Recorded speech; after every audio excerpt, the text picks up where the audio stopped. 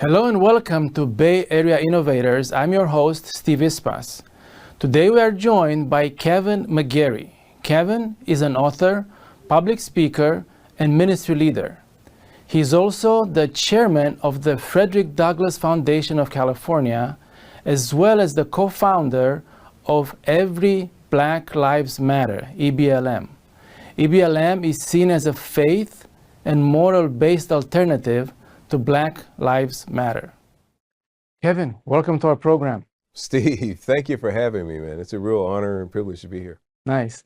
DEI, there's so much hype about it. You know, there's governments, organizations, institutions that, spend so much money to promote DEI heavily. Yet, there's lawsuits being filed for people who complain that the policies of DEI are not fair. What's your take on this? Well, that the DEI is it's sort of purposely amorphic meaning that it continues to evolve, and it has this sort of nebulous feeling about it where you can't really pin it down as to what it is, how it should be implemented, or, what's the net impact that we should anticipate.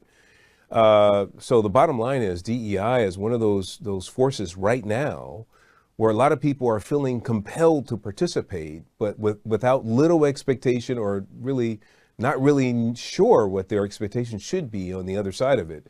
So it's one of those things that we kind of have to be careful about. We have to do a little bit more research, do a little bit more reading, do a little bit more understanding. Where does it come from? What's the history of it? How do we get to a point where we now think that it's compulsory, it's mandatory, we actually need DEI? Well, why? I mean, what precipitated the whole thing? And so when you can answer those questions, then you can sort of decide, is it something that is, good, useful, and altruistic, or is it something that, maybe is not so good, not so healthy for a workplace? I read an example of, there's a professor who is being asked to implement DEI in his classroom, and he teaches chemistry. How can he do that? Yeah, so there are some subjects that it just does not translate well to. I mean, chemistry, mathematics. These are things that a professor or teacher are supposed to be teaching, and they have a right answer and a wrong answer, top to bottom. Now, what some teachers and professors have decided to do are really ease the standards, the academic standards and the rigor of the curriculum for these, hard and fast mathematics, physics, biology, because they think that, well, we're not getting the level of participation and the level of academic excellence from, other ethnicities, Black, brown, you name it. And so what we want to do is curve the rigor downward so it becomes more acceptable. So they're easing the excellence within these very complicated subjects to make them cater to those who in their mind are innately at a disadvantage. And that in and of itself is really racial. I mean, it's a racist thought, because it's like, well, how could you determine who are innately incapable of accomplishing whatever subject? We're all human beings. Everybody has equal opportunity to learn, and depending on how you apply the rigor towards subjects, or the personal rigor that somebody applies to a particular subject, that'll determine whether they're excellent students or not. You don't bend it down so everybody just achieves, a certain grade and can be accounted as excellent when indeed they're not. So we see that within Harvard, Yale, and other large, Ivy League institutions that have historically been had a rigorous academic standard. They're now bending their standards downward to try to accommodate what they would think are Black and brown and other ethnicities, so they can achieve more. And this is a disadvantage, not an advantage. Over the weekend, I actually read your book. This is like your sixth book, right? Yes. It's called DEI in 3D. I'm going to put it right here. I read it right through. No, It's an awesome book. It's an awesome book. Yeah.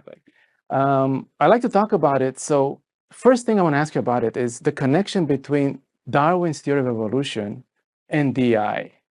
I don't think most of our audience is familiar with that. So yeah, that was really illuminating for me because I didn't know what to expect, right? So I took a look at history and realized that, well, wait a minute. So Charles Darwin wrote, one of his first book was Origin of the Species, and he talked about that, and it was the subheading for that was for the preservation of most favored races. And I'm thinking, Darwin, most favored races. Wow, why would he say that? For a renowned scientist to say something about races being favored, that was new thinking. There was no thought that races are favored or disfavored prior to Darwin making this audacious proclamation. Now, here comes Darwin in the 1800s, and Darwin writes his first thesis, again, Origin of Species, and for favored races. His second was The Descent of Man. He goes into a lot more detail what he meant by that. So he documents that, look, whites have fully evolved. We plateaued. We were the first. Remember, you have to remember, evolution and evolutionary theory is based on the fact that Darwin believed that various ethnicities evolved over time and various rates and stages over time, right? So he said, look, whites evolved first, we plateaued, we're great, white European Caucasians, so we're the gold standard, right? All these other ethnicities came after us. This is Darwin's thinking, right? Then he says, by the way, you look at the blacks, Africans, is what they call them. He says you could see that they're still, they're subhuman.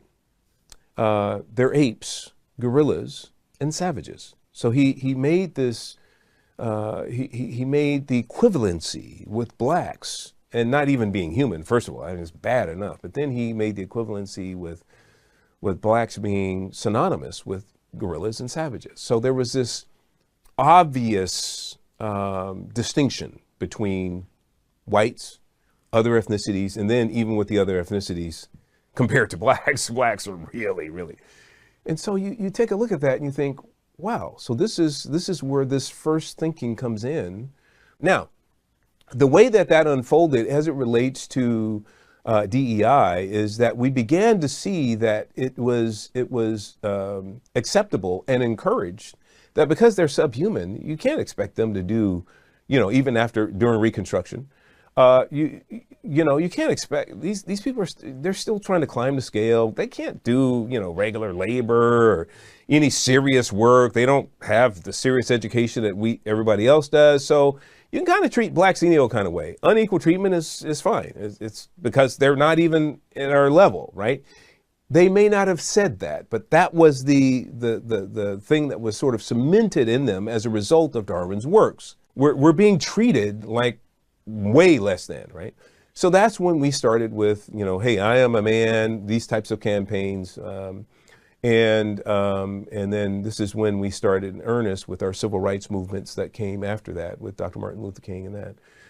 And that did tremendous, it helped accelerate Black progress tremendously. When Dr. Martin Luther King makes this proclamation that we should be treated equal, then we had this real sea change in recognizing that blacks can actually help, encourage, facilitate, be a part of the organization and help it grow. So then becomes, well, how do blacks then manifest as part of a not only growing an organization, but actually being represented at acceptable levels within hierarchies and all of that in these organizations. And so that's where some of this newer DEI stuff came in. They said, yeah, blacks are accepted, but look, we're still not represented here, here, and here, and we're still underrepresented in these corporate arenas. So this is kind of how that came about. But it was all based upon the premise and the foundation, if you will, historically, that kind of, ingrained in our mindset that blacks are a different kind of people. They're just different. They're a different kind of people. We can treat them different. They're innately incapable of doing certain things. And we see that still being played out in some circles. That's fascinating. The next item that I found very interesting in the book as well was the connection between Karl Marx, who of course is the founder of communism in modern times, and DEI, and what's going on there? Yeah, so in the book, what I do is I try to lay it out like if you're going to build a house, right? So we say, look, the foundation and the cornerstone, this gross proclamation that blacks are just subhuman and, you know, apes and gorillas and savages. Foundation, cornerstone, unequal treatment is, of course, you're going to treat them unequal. They're not even really one of us yet. I mean, they're still trying to grow. The inner walls of the structure that we're trying to build euphemistically is built on the foundation being Darwin, and then the walls, the inner walls being Karl Marx, because all of his inner workings has to do with collective action. It's not about the individual anymore. So it's not individual meritocracy. It's about, no, do you have blacks at this position in your organization? Well, of course not. We're in Podunk, Iowa. We only have probably, 50 blacks in the entire little town. We don't. Well, that means collectively, we as an organization need to go out and get those couple blacks, put them in these positions, whether or not they're competent, skilled, understand what we do or not, they need to be represented. This is kind of the equity piece, right? And so we have now collective action within organizations and within small groups and within communities that are being encouraged by way of Karl Marx and Marxist thinking. His thinking is, of course, collectively, we can force enough chaos, we could scream loud enough collectively, because our voices are much louder if we can do it collectively and all be on one accord with it. And we can force actions from the higher ups.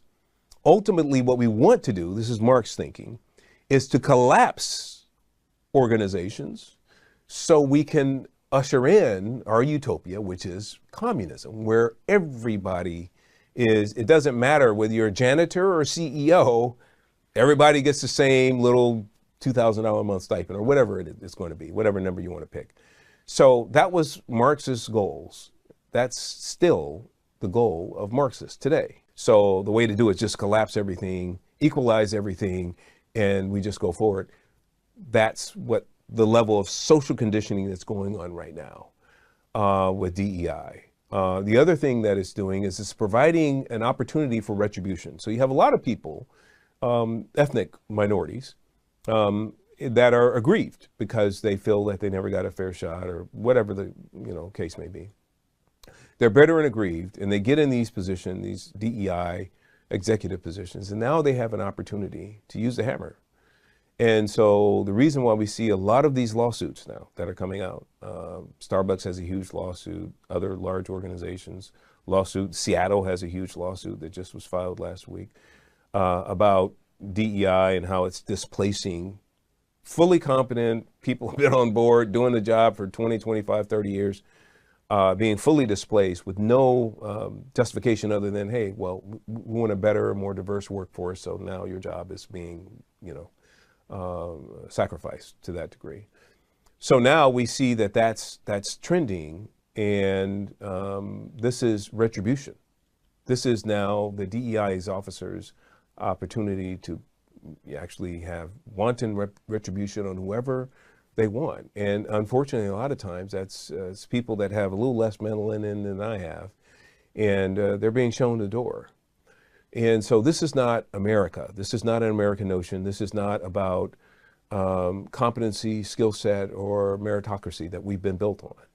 This is now about equal outcomes, equalizing outcomes. And this is where the danger is, right? You talk in your book about the Communist Party and / Marxism pretending to help different groups, but in reality taking advantage of them. Can you explain that a little bit? Yeah, so in the book I use black, so there's two, there's Thomas Peterson, and then there's, I forgot his name. His name is escaping me now. Well-known black former communist. Both are former communists, right? So here's the thing. They actually went through all the communist training and all that. And what they realized is that the communists, the real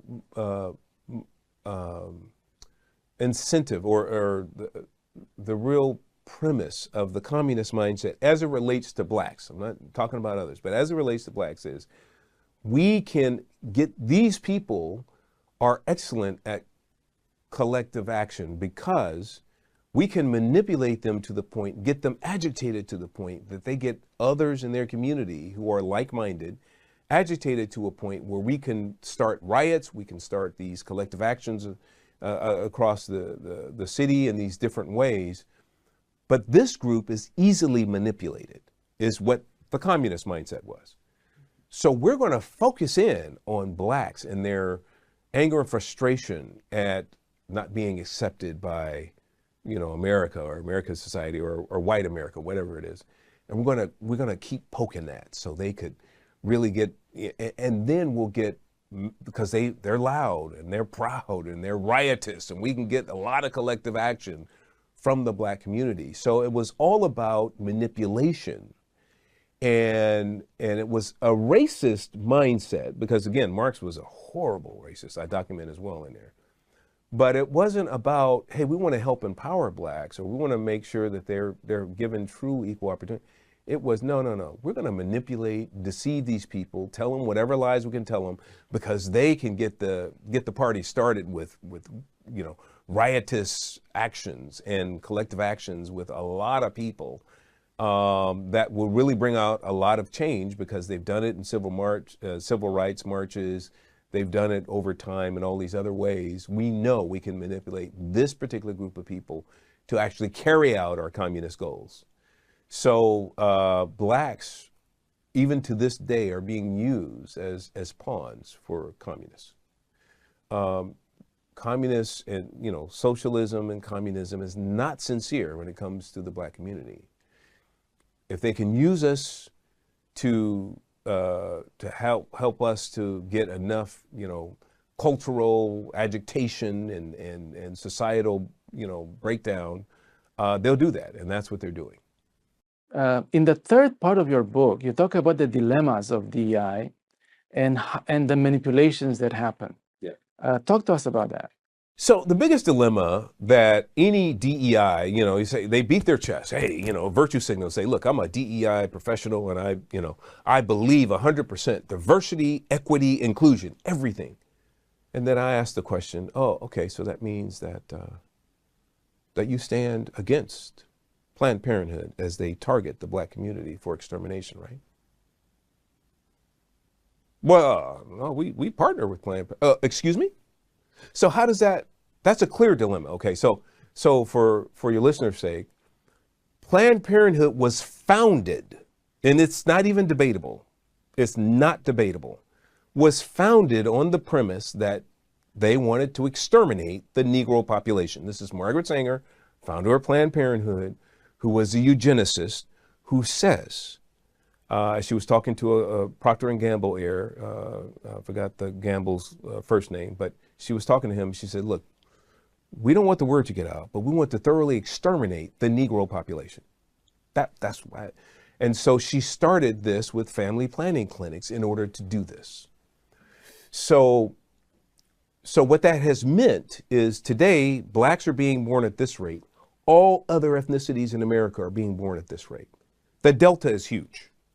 And so if somebody is sincere about diversity, you would think that they would see this is crazy, that you're purposely targeting blacks because you have a racial agenda to exterminate them. So at the very least, I should not be partnering with Planned Parenthood. I should be standing for blacks being born at the same rate that everyone else is, because my goal is maximum diversity, right? I mean, this is diversity, right? Maximum equity, which in their minds means equal outcomes. How do you have equal outcomes when you advocate with partnering with Planned Parenthood as they, you know, their primary goal is to have, you know, unequal outcomes, right? Summarily exterminate as many blacks as you can compared to everybody else. To this day, some people say, well, that was her why she started, but not, well, to this day, no. And the reason why I say to this day is over 80% of all Planned Parenthoods to this day are within walking distance of black and brown communities across the country. So you can't say, well, that was an old strategy. Well, no, it's going on right now. Now, if they wanted to do something about that strategy, if Planned Parenthood says, look, no, that's not its old strategy, then I always challenge them and say, okay, great. So that means that you go ahead and you'll close down those things that are those clinics that are disproportionately represented in these Black and brown communities. And you're going to go ahead and put as many Planned Parenthoods as you can on the back end of every Target and Walmart in the country, because that's where women generally congregate. So all the demographic research, you don't have to do any more demographic. It's all done. Just put and that's fine. And then we'll agree that maybe you're just going after women and helping them with their services. But as long as you have them specifically 80 to 90% strong compared to other ethnicities in Black and brown communities within walking distance, you can't make that claim. So that's where the dilemma is for a DEI executive, right? You can't say you believe in maximum diversity, maximum equity, and maximum inclusion while you partner with an organization that's doing the exact opposite. How do you reconcile that? How do you make sense? Make this for, DEI, Mr. or Mrs. DEI executive, please make sense of this for me. Yeah, go ahead. So the second dilemma is writ large, pretty much en masse. DEI executives are anti-school choice. Now, here's the problem. If you really want to make a difference in the outcomes for Blacks, you would be 100% for school choice, unequivocally. You would say, look, we need Blacks because we learn different, we may have a different learning style. We need all kinds of, homeschooling, charter schools, private schools, parochial, whatever, for the parents to be able to determine where their child can best flourish. Because every child's different. Everybody has a different learning style. So when we keep them, however, tethered to public school systems without a way out, and all of the public school systems pretty much across the United States are failing, or the overwhelming majority. It's not fair for me to say all, but the overwhelming majority, especially in urban areas, they're failing. So how does that then allow you to have, an equal outcome of a person graduating from inner city, let's say inner city Detroit, and then expecting them to go to Yale and become a, top-notch, engineer, when that's not even in their mindset? What they're being taught in that already failing school district is just not enough to even get them to college. And even if you do bend the curve down in these college admissions, which they're doing, to accept them in, a lot of these kids, they're at such a gross disadvantage because they've never really learned how to study with that kind of rigor to be able to even get out, or, to master the subject long enough to hang in there and to graduate. So we see a huge disproportionate amount of Blacks and browns that go to college, but not finishing college. And it's because they're not appropriately given the opportunity. If we just had the opportunity, there's nothing that Black or browns cannot do as it relates to meeting any academic standards. I'm absolutely convinced. But if we do not allow them the opportunity to at least have equal access to quality education, then that's when we run into these problems with DEI and these dilemmas that are posed as a result of DEI. Kevin, thank you so much for this explanation. What are some of your solutions that you think could fix this problem of DEI and to make it better and make it actually functional? The biggest thing that we can do is do away with the E. So the equity piece, the way that's the nomenclature and the implementation of equity is right now, just in general, is equal outcomes. So we have people in positions of power as DEI officers who are just elevating people based upon their skin color or gender identity or whatever. That we must do away with that. We must be sincere about opportunity, maximizing opportunity. I don't think that we've done enough in the opportunity area. So one of the examples I give for really maximizing opportunities is we must restrict the temptation to go to, our bar buddies or go on the golf course, our golf course buddies. When they say, look, hey, you got a child, your son, he's graduating in a year or two, and I got this business. I'll make sure I look out for him. I'll get him on. But my daughter just graduated. You're in a position of power there. You work it out. Oh, don't worry. I got her, Steve. I'll go ahead. I'll open up. See, that position now that's being created for this person is not a position that's really giving maximum opportunity. When we have that being done multiple times, and it's still, the Old Boys Network is still a great network that opens the doors for a lot of people. But when we do that, we're actually limiting our ability to actually become wholly diverse. Because chances are the people that we go to the bars with, the people we hang out with, they have a similar mindset, they have a similar living arrangement, they have a similar, either gender or ethnic identity. So when people in positions of power just continue to hire based upon friend networks and this and that and this and that, then we begin to have an organization that's then growing. It's sort of organically growing, but it's organically growing with the same type of people, right? And so that presents a bit of a problem when we say, look, diversity is really our strength. Diversity can be our strength, but we have to be serious about it.